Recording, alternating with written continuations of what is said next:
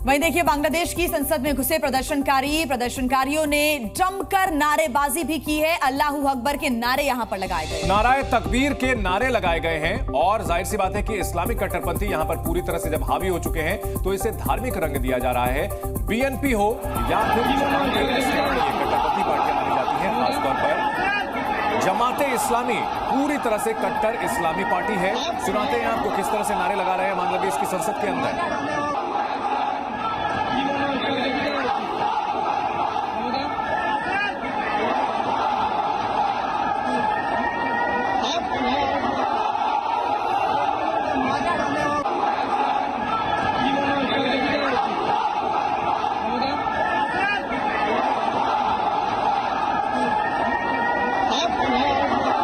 तकबीर के नारे लगा रहे हैं। दरअसल जमाते इस्लामी के ऊपर 1 अगस्त को ही प्रतिबंध लगा दिया था शेख हसीना सरकार ने, ये कहते हुए कि ये जो संगठन है ये देश विरोधी गतिविधियों में शामिल है, कट्टरता को बढ़ावा दे रहा है। इसकी जो छात्र इकाई है ICS इस्लामिक छात्र शिविर, ये कई तरह की अवैध गतिविधियों में, हिंसा में शामिल रही है और 1 अगस्त को ही बैन लगाया गया था।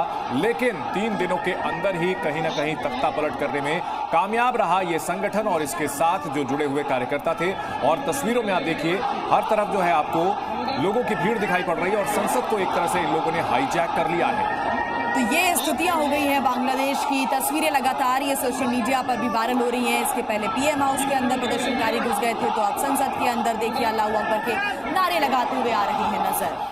वहीं तख्ता पलट पर बांग्लादेश से ही बड़ा खुलासा हुआ है। वो खुलासा जो बताता है कि बांग्लादेश की धधकती ज्वाला के पीछे ISI की सोची समझी साजिश है। और इसकी स्क्रिप्ट 1 नहीं 2 नहीं बल्कि 4 मुल्कों में बैठकर लिखी गई है।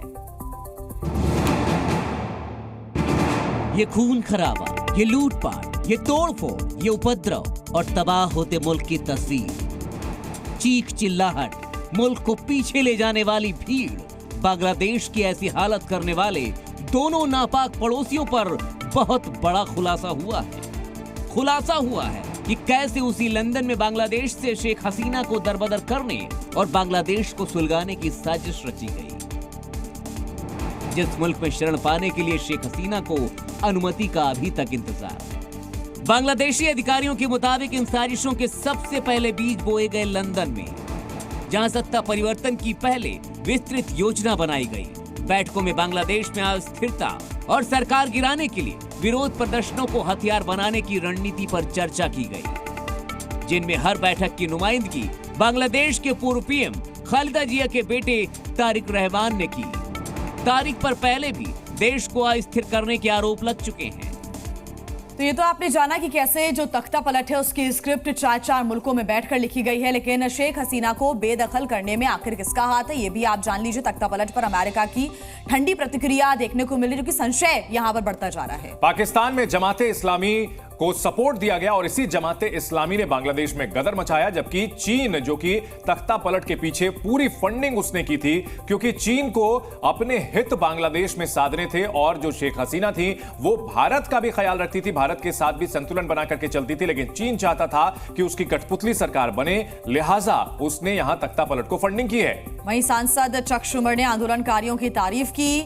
अगर हम अमेरिका की बात करें तो ठंडी प्रतिक्रिया, अभी तक चुप्पी, ये कहीं ना कहीं शक बढ़ाती है कि क्या अमेरिका का भी कहीं ना कहीं हाथ है। पाकिस्तान की बात करें तो जमात इस्लामी ISI से जुड़ा हुआ है, जो कि लगातार इस वक्त बांग्लादेश के अंदर सक्रिय बहुत ज्यादा नजर आ रहा है। बिल्कुल। और इन सब के बीच अमेरिका के सांसद चक शुमर ने आंदोलन को वैध करार दिया है। उस आंदोलन जिसमें सैकड़ों लोगों की हत्या कर दी गई है, लोगों को जिंदा जलाया जा रहा है, वहां के एक सांसद जो हैं इसे लोकतंत्र के नाम पर वैध आंदोलन करार दे रहे हैं। जबकि पाकिस्तान, उसने जनवरी में हुए चुनाव में ISI ने फंडिंग की थी जमाते इस्लामी की और BNP को भी सपोर्ट दिया, जबकि चीन तख्ता पलट के बाद उसका दखल बांग्लादेश में बढ़ सकता है और उसके जो कारोबारी फायदे हैं वो वहां पर वो हासिल कर सकता है। तो शरण मांगने पर सकारात्मक जवाब अभी तक अमेरिका की तरफ से सामने नहीं आया है।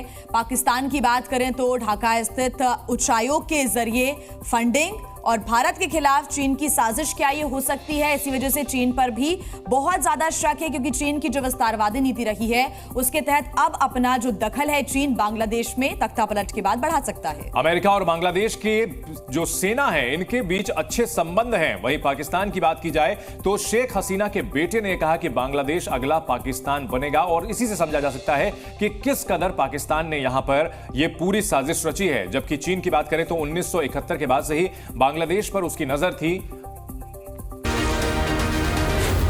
Zee News.